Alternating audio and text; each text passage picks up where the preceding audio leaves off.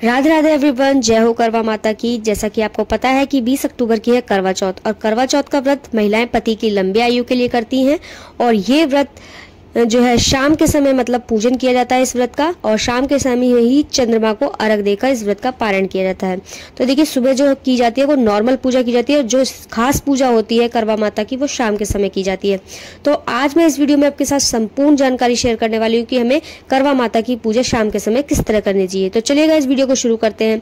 सबसे पहले आपको एक चौकी बिछानी है, चौकी के ऊपर लाल कपड़ा बिछाना है और देखिए फिर आपको करवा माता की स्थापना करनी है। करवा माता की स्थापना करने से पहले आपको चावल का आसन देना है करवा माता को, तब करवा माता की स्थापना करनी है। आपके पास चाहे कैलेंडर हो, तस्वीर हो, जो भी हो, आप उनको तब बिठाएं जब पहले चावल का आसन दे लें।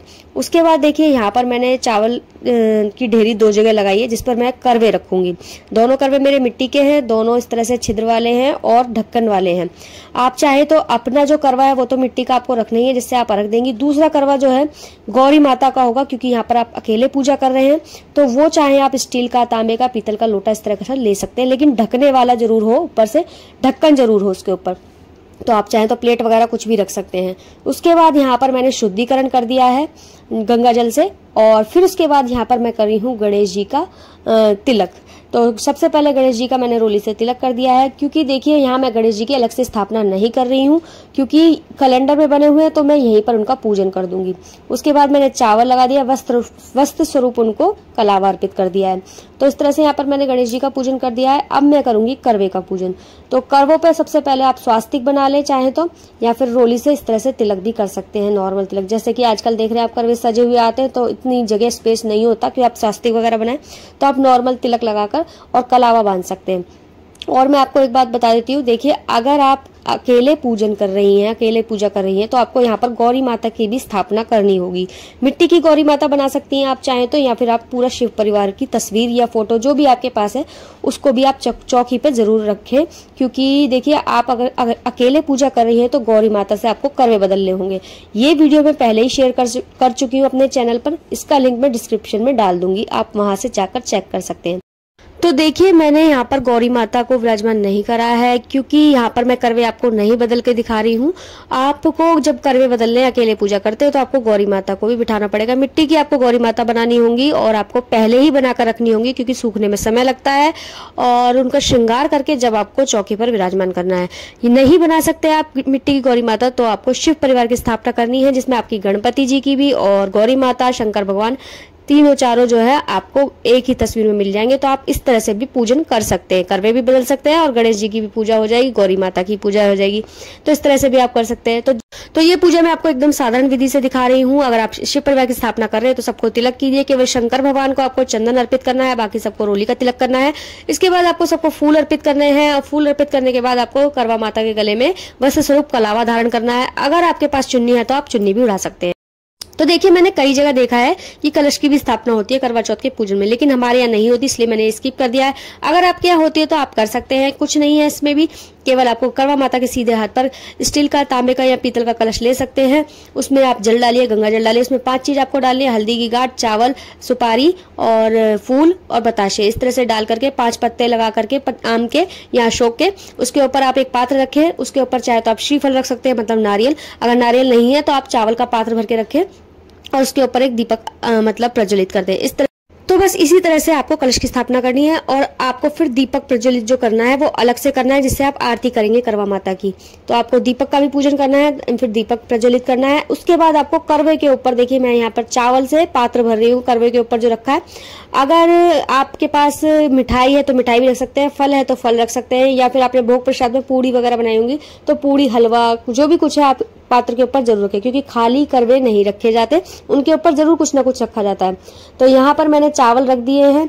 जब आपके पास कुछ ना हो तब रखने हैं आपको चावल। अगर आपके पास मिठाई है, फल है या भोग प्रसाद जो भी कुछ है तो अगर है तो आप उसे भी रख सकते हैं, क्योंकि इसके बाद जो आपका करवा है उसका प्रसाद जो है आप बायने में दे सकते हैं, और जो गौरी माता के करवा के ऊपर प्रसाद रखे हैं उसको आप स्वयं खाकर व्रत को खोल सकते हैं।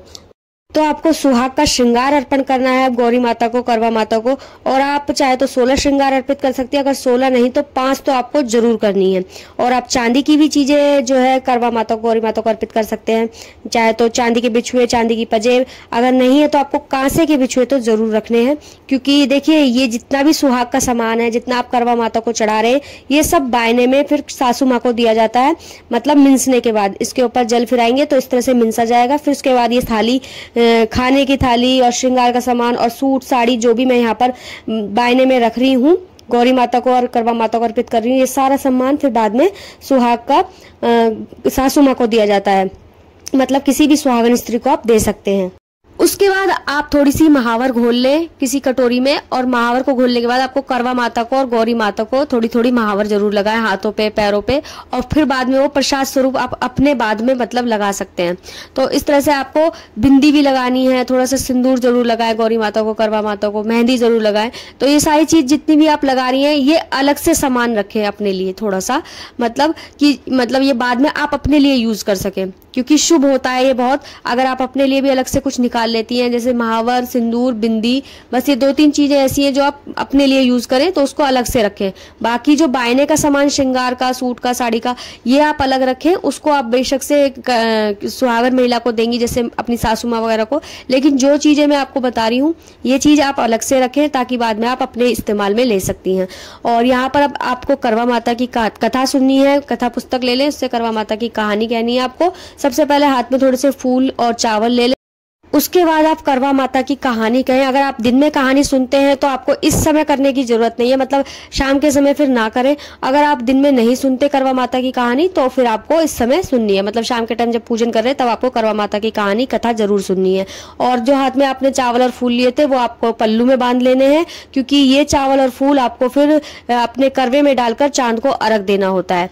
जब चांद निकलेगा तब इसको आप करवे में डालें और फिर चांद को आपको अर्घ देना है। और देखिए, चीनी का करवा बहुत महत्व होता है आज के दिन चीनी के करवे का। तो अगर आपके यहाँ चीनी का करवा दान में दिया जाता है तो आप चीनी का करवा जरूर रखें। चीनी के करवे के अंदर आपको चावल या गेहूं, आप जो मर्जी भर सकते हैं। उसके बाद आप करवे पर तिलक करें, कलावा बांधे, और उसके अंदर अपनी इच्छा अनुसार दक्षिणा रख दें, क्योंकि ये बायने में ही जाता है करवा, मतलब दान में ही जाता है। जिसको आप बायना देने वाले हैं उसी को ये करवा दिया जाएगा। तो उसमें आप अपनी इच्छा के अनुसार जो है दक्षिणा जरूर रखें। अगर करवा दिया जाता है आपके यहाँ तो आप करवे में दक्षिणा दबा सकते हैं। अगर नहीं दिया जाता तो आप साधारण दक्षिणा जो है थाली के ऊपर रख के भी मतलब अपनी सासू माँ को दे सकते हैं। तो ये सारा सामान आपको बायने वाला पहले मिंसना है।